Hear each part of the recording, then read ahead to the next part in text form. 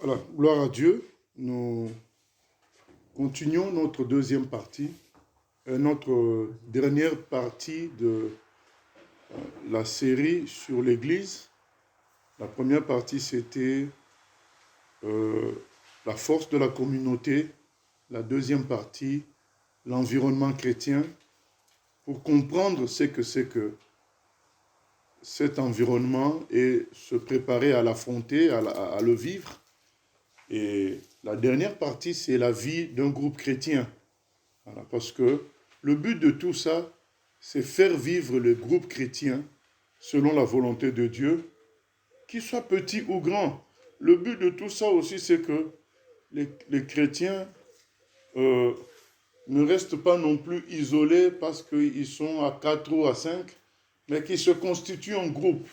Parce qu'il est écrit dans Luc 12, 32, je vais lire ça dans Luc 12, 32, c'est écrit « Ne crains point, petit troupeau, car votre Père a trouvé bon de vous donner le royaume. » Un groupe chrétien, lorsqu'il prie, même s'ils sont en 4, c'est le Dieu Tout-Puissant qui vient, puisque c'est écrit dans Matthieu 19, 18, verset 19, je crois, lorsque 2 ou 3 sont réunis et qu'ils prient, le Seigneur est là. Alors, comment perdre un tel avantage sous les forces des ténèbres en se disant nous ne sommes pas nombreux, nous sommes 3 personnes, à quoi ça sert que nous prions? Ça sert parce que quand vous priez, quand nous prions, c'est le Dieu Tout-Puissant qui agit. Que l'on soit 1000, qu'on le soit 3, c'est le même Dieu Tout-Puissant qui agit. Beaucoup de chrétiens ne font rien à cause de leur faible nombre. Ce n'est pas normal. Et nous voulons donc parler de cette vie de groupe. Même si on est 5, on est 10, on doit avoir une vie de famille, une vie de groupe chrétien. Et en deuxième partie, en deuxième séance de ce séminaire sur la vie du groupe chrétien, puisque la première séance, c'était la prise conscience de la famille de Dieu, de conscience concernant la famille de Dieu. On peut intituler ça aussi la famille de Dieu. Et puis, là, c'est la deuxième séance, c'est les responsables et les activités, ou bien les activités et les responsables dans un groupe chrétien. Les activités et les responsables. Et nous allons relire Acte 2, parce que tout est dans la première église. Donc, je vais puiser toujours là-bas, parce que comme on l'a dit, la perfection, c'est au début, quand Dieu fait quelque chose. C'est le péché et les humains qui altèrent les choses de Dieu. Mais Dieu, quand il fait quelque chose, c'est parfait au départ. Et la première église, donc, était celle du début. C'est la bonne. C'est à nous de les imiter. Et on ne doit pas chercher à changer les choses comme nous avons fait aujourd'hui. C'est écrit donc au verset 41, Actes des Apôtres, chapitre 2, verset 41. Ceux qui acceptèrent sa parole furent baptisés, et en ce jour-là, le nombre des disciples augmenta d'environ 3000 âmes. Ils persévéraient dans l'enseignement des apôtres, dans la communion fraternelle, dans la fraction du pain et dans les prières. Voilà l'activité que les activités que ces bien-aimés faisaient. L'enseignement des apôtres, la fraction du pain, la communion fraternelle et les prières. Et nous revenons encore à quelque chose lié à la communauté. La communion fraternelle, c'est bien écrit, ils vivaient la communion fraternelle, c'est-à-dire qu'ils se rassemblaient pour beaucoup de choses de la vie et des choses de Dieu. Donc c'est ça, la communion fraternelle, c'est la vie de communauté, en quelque sorte. Et donc, qu'est-ce que nous pouvons dire? Nous pouvons dire que lorsqu'on est 2 ou 3, 10 ou 15, 100 ou 300, ben, nous devons avoir comme activité de temps d'écoute de la parole de Dieu. De temps d'écoute de la parole de Dieu. Nous allons diviser cette section en deux. Il y a la parole de Dieu, nourriture de tous les jours, pour nous amener à être comme Christ, nous amener à la perfection, nous corriger, nous reprendre. Ça, c'est la parole de Dieu, nourriture de tous les jours, que chaque groupe doit avoir. Maintenant, c'est en fonction des dons des uns des autres. Mais ce qu'on peut dire, cette parole essentielle, elle pourrait même ne serait-ce qu'être lue. Parce qu'on peut se retrouver dans des conditions où on n'a pas vraiment quelqu'un qui puisse expliquer des choses, dire un peu plus que ce qu'on lit. Même s'il faut que lire, guidé par l'Esprit, on lit une portion de la parole. C'est une bonne chose. Cette parole nourriture, elle est nécessaire.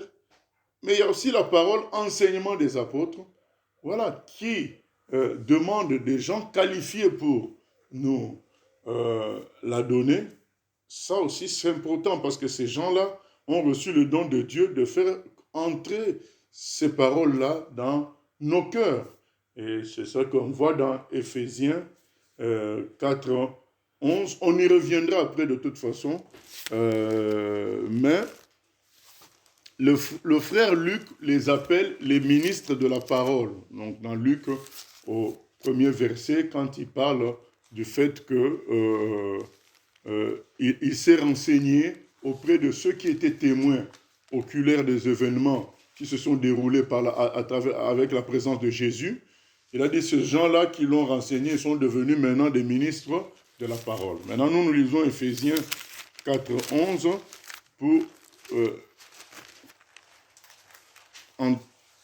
pour voir ce que le Seigneur dit. Et il a donné les uns comme apôtres, les autres comme prophètes, les autres comme évangélistes, les autres comme pasteurs et docteurs. Voilà. Il y a ces 5 ministères de la parole. Dans quel but? Verset 12.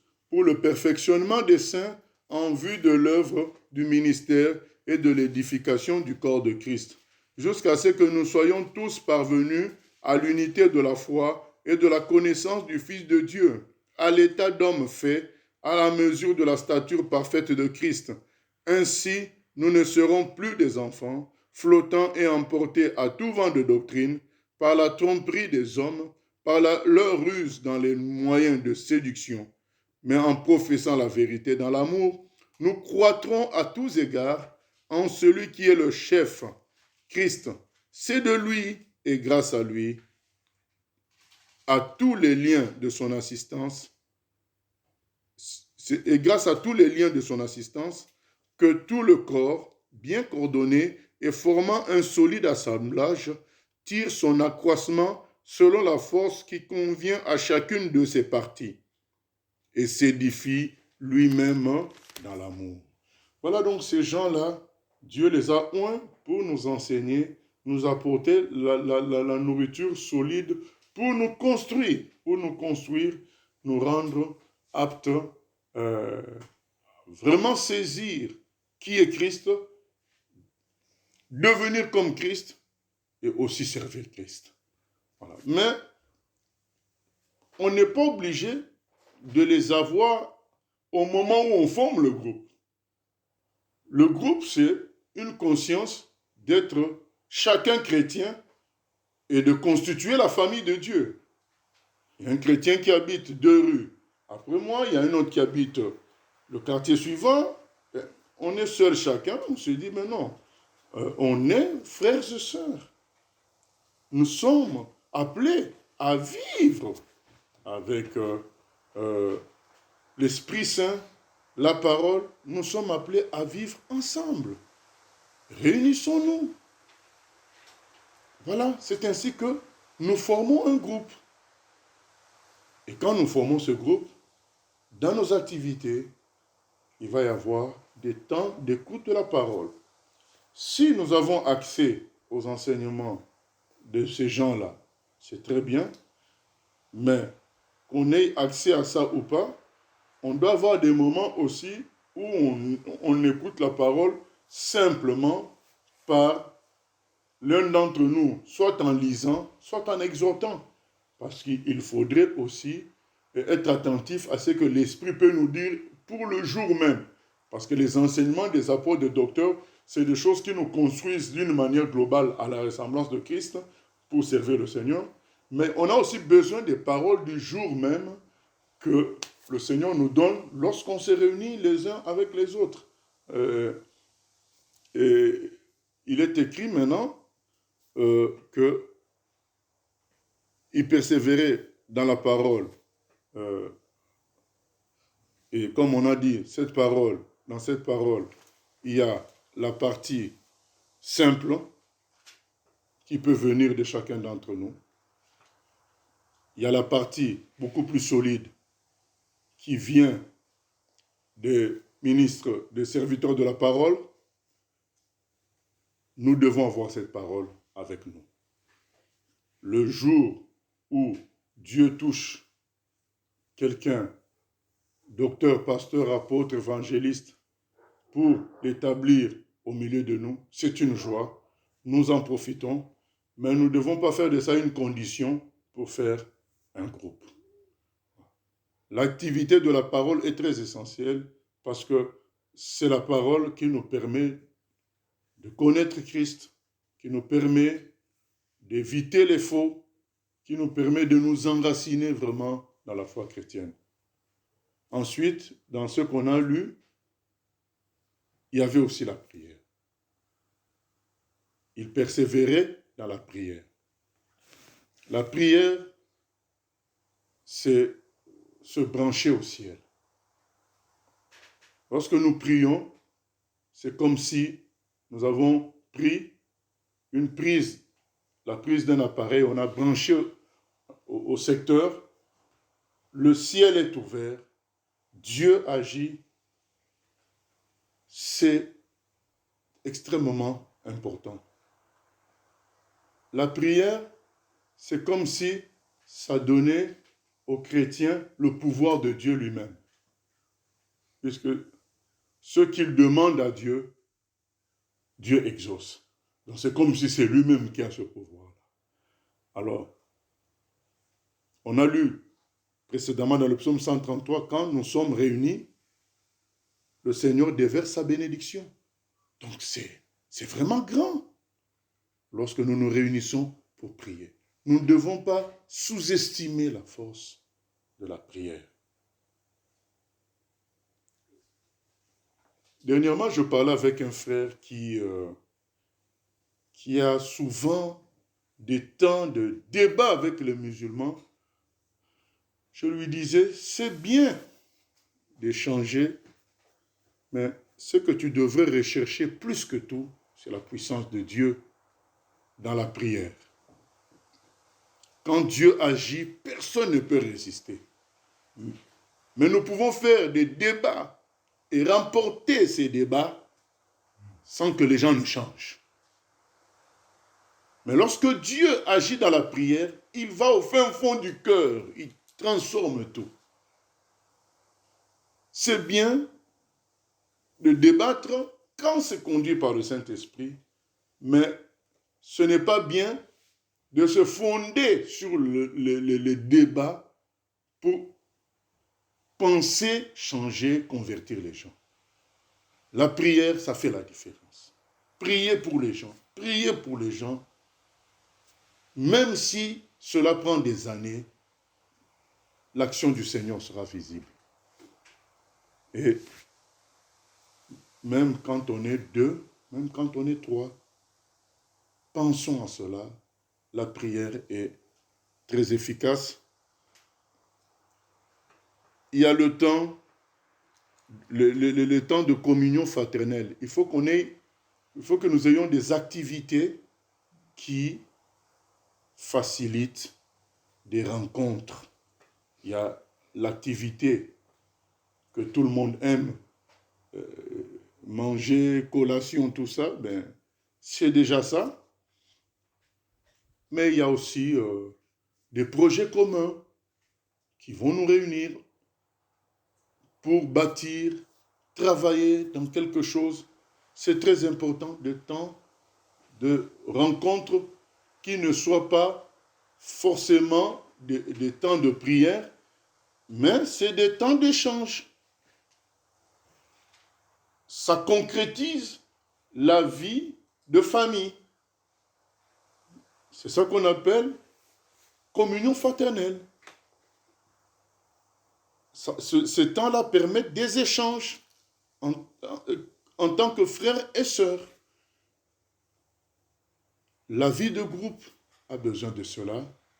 C'est ce qu'on lit dans Actes 2, 42.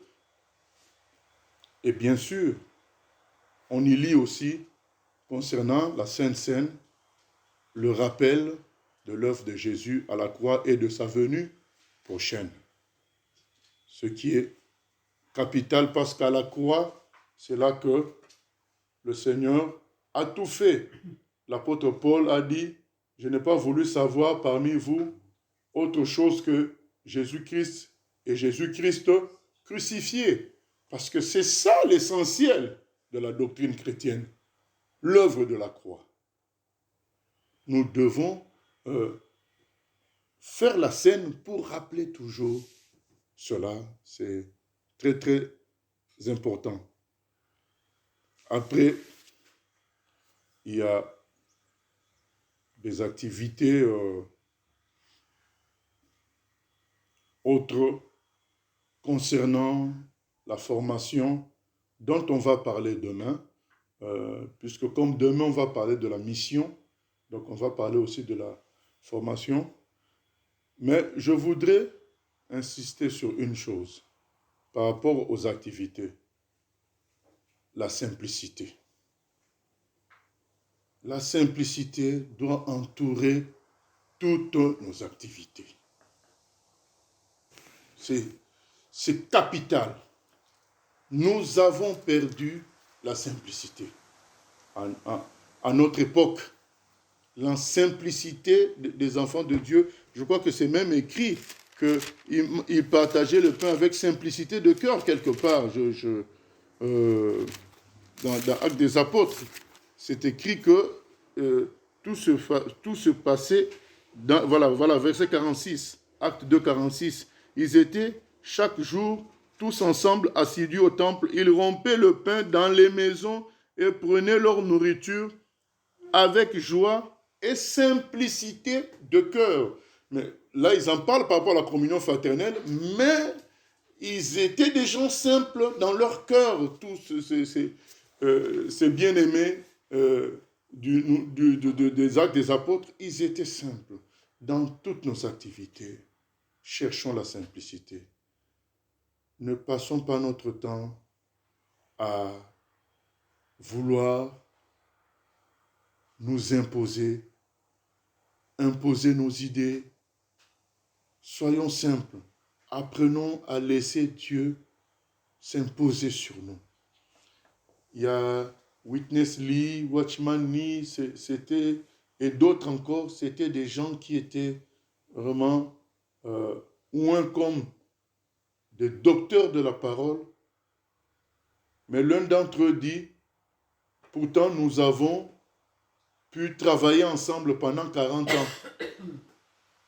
Et il expliquait que cela a été possible parce que quand ils avaient un sujet de désaccord, chacun apprenait à se taire et à laisser le Saint-Esprit s'imposer sur eux tous. C'est ça la simplicité. Apprendre à laisser Dieu s'imposer sur nous tous.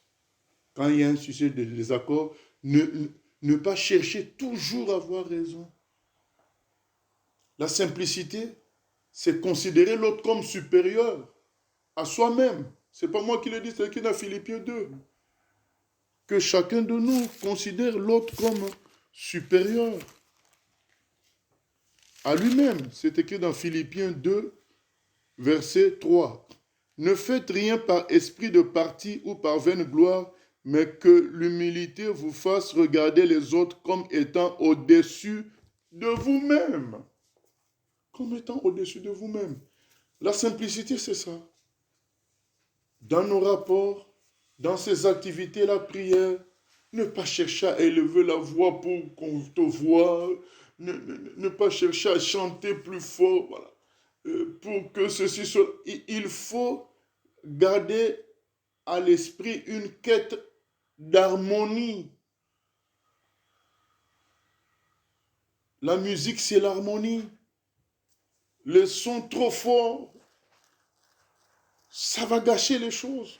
Il faut faire en sorte qu'il y ait une harmonie. S'il faut s'humilier, il faut le faire, qu'il y ait une harmonie dans tout ce que j'ai cité comme activité. Comme je dis, après, il y en a d'autres. Mais voilà. Mais toutes les autres activités, ça apporte la communion fraternelle. Il y a des projets qu'on pourrait faire, la chorale, tout ça. C'est des projets. Mais, puisqu'on en réserve certains pour demain, mais dans tout ça, il faut la simplicité. Si on choisit quelqu'un de faire le solo, alors que toi tu penses que c'est toi qui mérites, il faut laisser faire. Dieu est plus grand que nous tous. Si il faut un poste pour nous, il va s'imposer sur ça. Il faut faire confiance en Dieu. Et toujours dans ce cadre de simplicité, je veux dire concernant la parole. Je parle là aux gens qui peuvent être amenés à apporter la parole. Visons, quand on est en groupe, des exhortations qui construisent les gens à la ressemblance de Christ, mais pas qui créent de clivages. Il y a des gens réservés aux enseignements qui peuvent cliver et ils sauront comment les présenter de sorte à sauver quand même les gens, même s'ils créent une sorte de clivage. Tout le monde n'est pas appelé à apporter des enseignements qui créent des polémiques parce que tout le monde ne pourra pas supporter la contradiction, tout le monde ne pourra pas répondre à certaines questions. Donc, parce que j'avais divisé la parole en deux parties. La parole nourriture de tous les jours doit être une nourriture. La parole exhortation, ça doit être une nourriture. Il y a la parole, oui, solide, qui parfois peut comporter des côtés clivants, mais comme le frère Paul le dit même dans Philippiens 3,16, pour autant, au niveau où nous en sommes, marchons quand même ensemble, ne même pas. Et que pour les choses qui divisent, que Dieu nous éclaire. C'est ça la maturité, c'est ça aussi la simplicité. C'est pas seulement la maturité, c'est la simplicité, c'est de se dire, bon, Dieu confirmera la vraie version. Puisqu'il est Dieu, il est capable de s'imposer. Mais vouloir toujours donner des exhortations qui, après, vont créer des polémiques, des divisions, non. On a beaucoup de sujets à prêcher qui édifient, qui construisent. Il y en a beaucoup. Jésus, on peut en parler d'une manière, avec des exhortations à l'infini. Si on doit parler de Jésus, nous pouvons en parler à l'infini. Pourquoi vouloir apporter des choses après qui créent des complications? Réservons ce genre d'enseignement à certaines personnes qui sont qualifiées pour cela. Voilà, donc, que la simplicité entoure toutes les activités. Et je veux maintenant parler des responsables. Dans un premier temps, il peut se faire qu'il n'y ait pas de responsable. On se réunit. Enfin, tout dépend de comment les choses ont commencé. Et parfois, les choses ont commencé sans responsable. Parfois, elles ont commencé avec un responsable. Ça peut arriver que ça commence sans responsable. Faisons confiance en Dieu. Prions.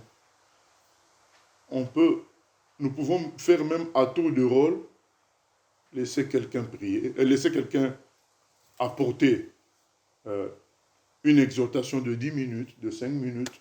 Voilà.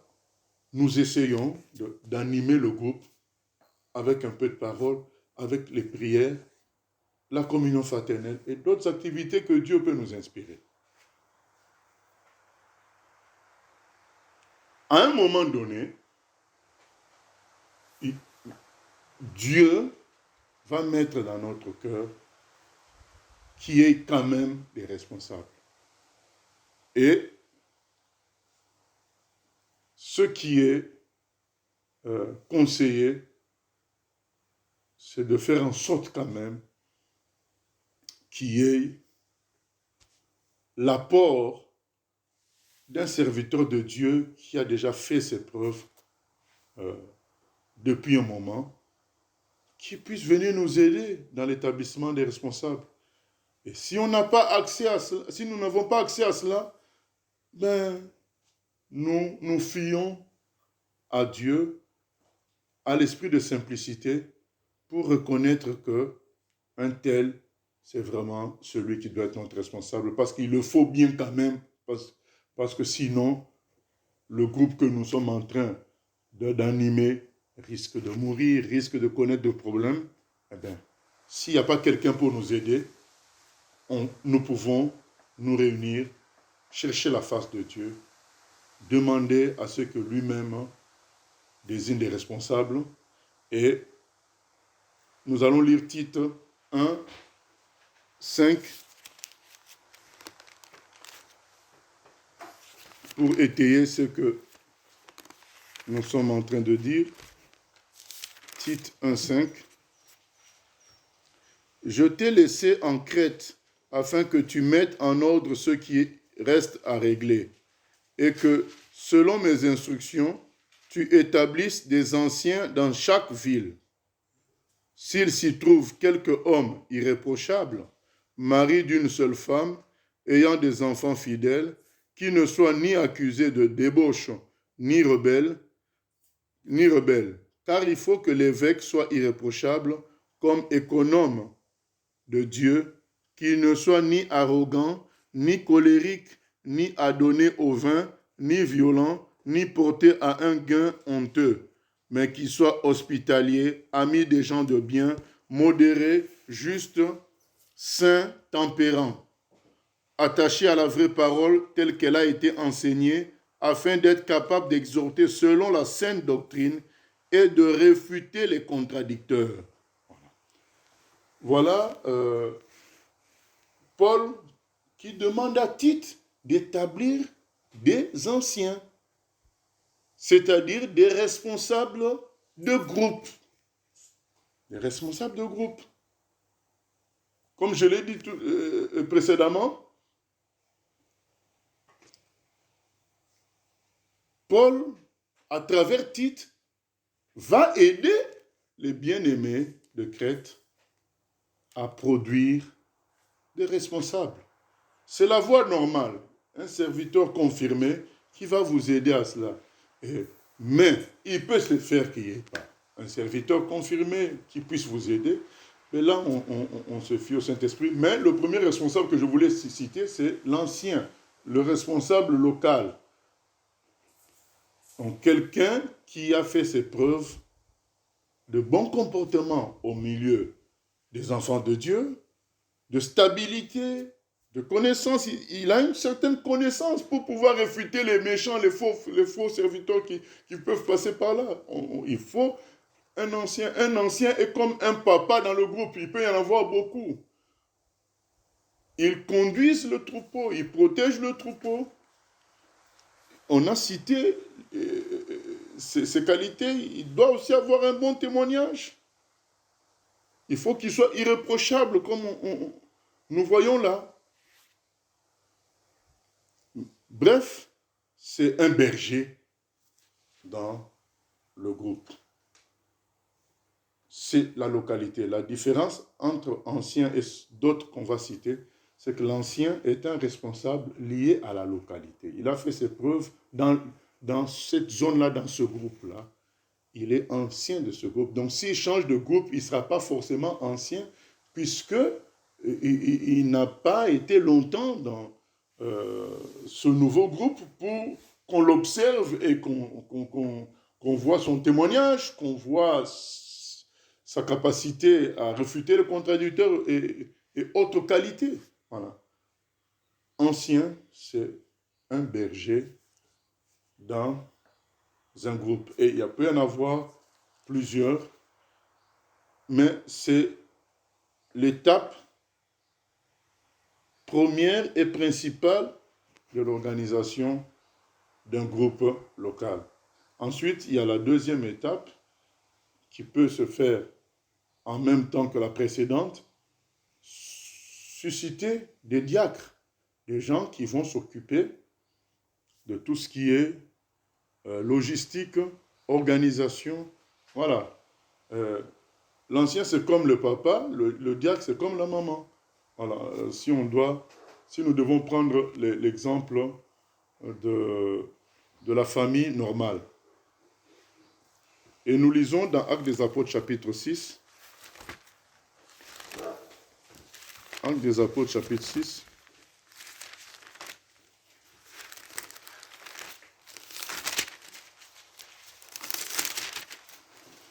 Il est écrit ceci. En ce temps-là, le nombre de disciples augmentant, les hellénistes murmurèrent contre les Hébreux parce que leurs veuves étaient négligées dans la distribution qui se faisait chaque jour. Les 12 convoquèrent la multitude des disciples et dirent, « Il n'est pas convenable que nous laissions la parole de Dieu pour servir aux tables. C'est pourquoi, frères, choisissez parmi vous 7 hommes, de qui l'on rende un bon témoignage, qui soit plein d'Esprit Saint et de sagesse, et que nous chargerons de cet emploi. Et nous continuerons à nous appliquer à la prière et au ministère de la parole. » Encore, il y a le terme ministère de la parole qui vient là. Cette proposition plut à toute l'assemblée. Ils élurent Étienne, homme plein de foi et d'Esprit Saint, Philippe, Procore, Nicanor, Timon, Parménas et Nicolas, prosélyte d'Antioche. Ils les présentèrent aux apôtres qui, après avoir prié, leur imposèrent les mains. Voilà. Ça, c'est ce qu'on appelle des diacres, des gens qui sont dans la logistique, dans le travail, pour faciliter la communion fraternelle, faciliter la mise en place des activités du groupe, la tenue de ces activités. Ça, ce sont les diacres. Voilà les deux catégories de responsables qu'on a dans un groupe local d'une manière naturelle en fonction de son évolution. Comme nous venons de le lire, c'est dû au fait que le nombre de gens augmentait et qui commençaient à avoir des problèmes par rapport à la répartition des choses. Et ils ont trouvé sage de nommer des gens qui feraient que ça, distribuer la nourriture. Donc c'était ça, les premiers diacres de l'Église de l'époque, les premiers anciens étant les apôtres eux-mêmes, puisque dans 1 Pierre 5, Pierre, il se nomme ancien. Ancien comme les autres anciens. Voilà. Ce sont ces deux catégories de serviteurs qui vont travailler pour faire avancer le groupe dans une activité quotidienne, dans des activités quotidiennes qui font que ce groupe va produire, va faciliter la croissance des chrétiens à l'image de Christ et qui font également que les gens, ce groupe peut accueillir d'autres personnes encore et finalement, ça fait que ce groupe peut aussi, produire un autre groupe encore. Voilà. Parce que le nombre grandissant, ça peut se diviser, mais tout cela sera possible par les enseignants, par l'encadrement qui est déjà donné par les anciens et les diacres qui sont présents. Maintenant, il y a une autre catégorie très importante de serviteurs, c'est les ministres de la parole. apôtres, docteurs, évangélistes, pasteurs, prophètes. Ces gens-là sont importants pour l'Église universelle. Toute l'Église universelle a besoin d'apôtres, de prophètes, d'évangélistes. Voilà, ils ne sont pas cantonnés à une localité. Et c'est ce qu'on constate dans les Actes des Apôtres. On voit après, nous voyons après Paul, Pierre faire des visites dans des groupes locaux, puisque ces apôtres-là, ces docteurs, ce n'est pas toujours simple d'en trouver des vrais. Du coup, un seul groupe local ne les a pas tous, toujours. Ils sont donc appelés à visiter les groupes locaux. Et donc, les groupes locaux devraient accepter cet état de choses dans leur fonctionnement. Parce que exiger qu'il y ait à tout prix tous ces gens-là dans un groupe local, c'est parfois trop demandé. Ce n'est pas d'ailleurs notre sujet, mais il faut quand même qu'on en parle. Que Dieu établisse les apôtres, les docteurs, ça peut prendre du temps.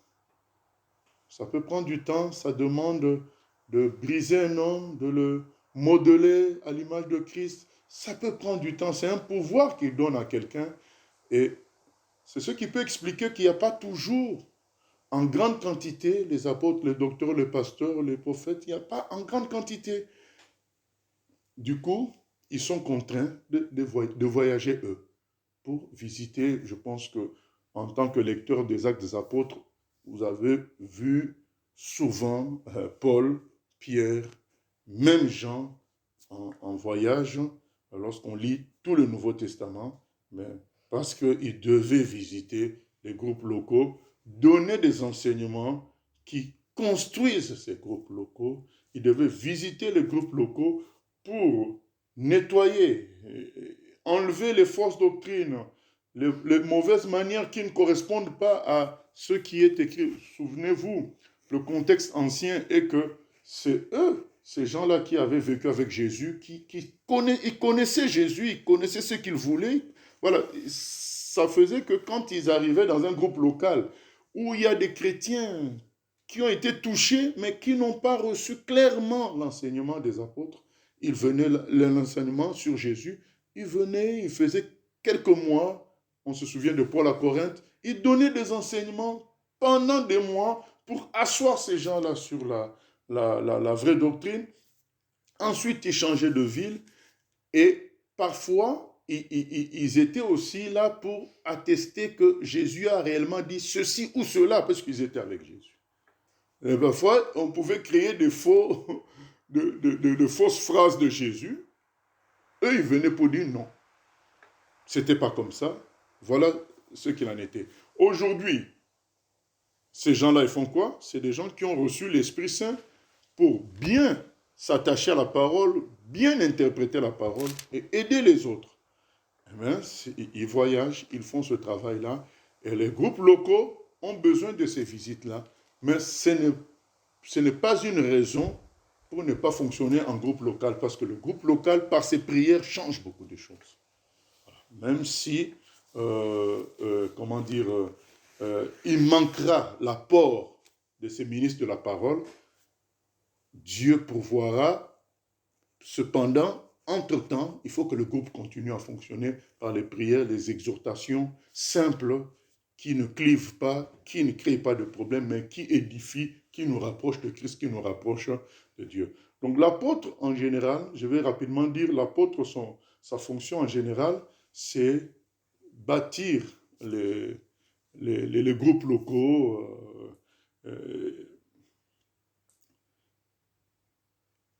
les asseoir sur la base biblique simple concernant Jésus, pas forcément complexe, mais simple. Voilà, c'est comme si y a une liste de vérités qu'on doit connaître sur Jésus, sur la foi chrétienne. Eh bien, l'apôtre, il va fixer ça sur les gens.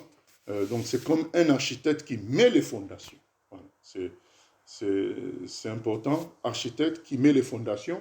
Ensuite, il y a les prophètes qui sont là pour nous rappeler ce que Jésus a déjà dit concernant une vie sans péché qui parfois est négligée dans certains milieux chrétiens. Dieu va susciter des gens pour dire non, non, non, retournons à la vie qui ressemble à Christ. Retournons à la vérité. Ça, c'est ça les prophètes. Et ils peuvent aussi annoncer les choses à venir. Les évangélistes, ce sont des gens qui se centrent sur le fait, sur la valeur de Jésus, sur la gloire de Jésus, sur Jésus lui-même, et donc du coup, ils annoncent aussi Jésus aux autres. Au milieu des chrétiens, ils édifient les gens sur l'importance de Jésus, sur le salut de Jésus, et c'est comme si ils pompent quelque chose aux chrétiens pour les pousser aussi à en parler à gauche, à droite.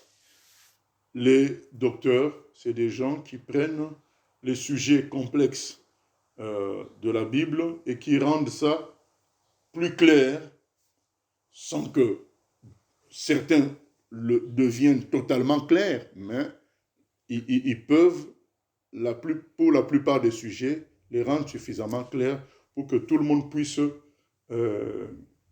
les recevoir. Voilà. C'est parce que les gens pensent, dans certains milieux, on croit que docteur, ça veut dire quelqu'un qui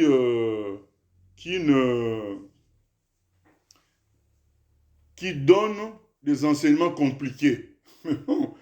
Docteur, c'est celui qui prend ce qui est compliqué et tente de simplifier ça pour les autres. Voilà, c'est ça un docteur. Le docteur, c'est celui qui ramène tout aux Écritures. Il va tout faire pour ramener les choses aux Écritures. Il détricote les choses emmêlées pour pouvoir présenter quelque chose de beaucoup plus clair, et il ramène tout ce qu'on peut échanger sur les Écritures. Et les pasteurs, ils sont là pour s'occuper. C'est comme des anciens, mais des anciens à vocation universelle. Ils peuvent aller partout, ils ont le don pastoral, ils sont là pour paître le troupeau, enseigner, penser les blessures, gérer les conflits, répondre aux gens qui souffrent, prier pour les malades. Au fait, c'est comme des papas, voilà. C'est des bergers. Et c'est ça leur travail, mais ils ont cette compétence d'une manière universelle. Alors que l'ancien, c'est le même travail que le pasteur plus ou moins, mais c'est une compétence locale. Voilà comment peuvent fonctionner les groupes locaux. En résumé, il y a des activités, paroles simples qui édifient. Il y a les prières, la communion fraternelle, il y a la fraction du pain, la Sainte Seine, et d'autres activités qui peuvent être mises dans le compte de la communion fraternelle, qui dépendent de chaque groupe local. Tout ça fait d'une manière régulière pour assurer la réalité de la famille de Dieu. Ensuite, il y a des responsables anciens et diacres pour la localité et les 5 autres ministères qui peuvent intervenir, qui peuvent être fixés dans votre groupe si vous en avez, ou bien faire des passages si vous n'en avez pas. Et tout ça permet le fonctionnement d'un groupe local. Pourquoi nous donnons cet enseignement? C'est pour pousser au fonctionnement de groupes locaux. Que les gens ne restent pas cloîtrés chez eux, isolés, mais qui se rejoignent pour former des petits troupeaux, mais des petits troupeaux avec la puissance divine, des petits troupeaux qui vont avoir un effet sur leur ville. Voilà, c'est très très important. Pourquoi cet enseignement est donné? Pour faire aussi que les groupes locaux vivent une vie paisible. Parce que depuis un moment, nous avons fait des visites de groupes locaux depuis environ 15 ans. Nous voyons toutes sortes de tentatives des uns des autres de s'en accaparer, d'imposer quelque chose, toujours des conflits. Les gens n'ont pas appris la simplicité, ils n'ont pas appris à laisser Jésus-Christ dominer et diriger les groupes locaux. Et finalement, ces groupes locaux finissent par s'éteindre parce qu'il n'y a pas la simplicité dans les activités. Que la simplicité soit de retour et que ces groupes prospèrent. C'est ainsi que Dieu peut susciter aussi les 5 ministères pour aider des anciens, des diacres également. Voilà, que le Seigneur soit béni. Nous allons prier qu'il nous aide par rapport à tout cela. Seigneur, nous venons prier pour les groupes locaux, Seigneur, concernant les activités et les responsables, que tu en suscites et que dans la simplicité, chacun puisse accepter les responsables et accepter de travailler dans la paix, de travailler dans l'amour, dans la simplicité, et que ce travail soit régulier pour produire du fruit avec assurance. Nous nous attendons à toi, notamment pour ce groupe local, que tu le portes, Seigneur, et qu'il produise du fruit en abondance. Change nos cœurs afin que nous soyons aptes à recevoir d'autres personnes et que tout soit fait pour ta gloire. Au nom de Jésus, merci encore pour tout. Amen. Amen.